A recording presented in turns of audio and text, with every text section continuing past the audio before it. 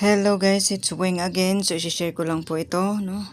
Itong mga nakatago nating mga, guys, yung mga galing sa mga kalikasan. Ito po ay kahoy na sinukuan po guys, na may cross po sa gitna. Ayan po, kahoy na sinukuan. Ang kahoy sinukuan po ay pininiwalaan na kung may makalabang kayo, so ipapasuko po. Ito naman po ay sinukuan din, pero parang bagon po siya guys, no?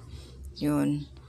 And then, ito naman yung kahoy na sinukuan. Ito po ay yung bago na sinukuan. May cross din siya sa gitna. Dalawang uri kasi ang sinukuan guys. Yung sinukuan kasi ay may cross po yan sa pinakagitna. Ito naman yung dahon ng mga San Miguel. Pangkabal po ito or kurutan. Ito naman dahon ng Santa Catalina. Yun po. At marami akong matagal na ito sa akin. At yun.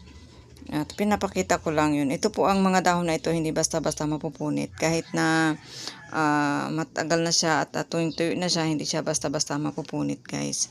Itong mga dahon na ito. Yan po yung mga dahon ng Santa Catalina at saka dahon po ng San Miguel. Ayan po, no.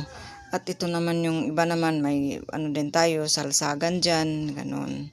So, para saan ba ito? Ginagamit din ito mga pangkabal, ginagamit din ito bilang lucky charm, ganun.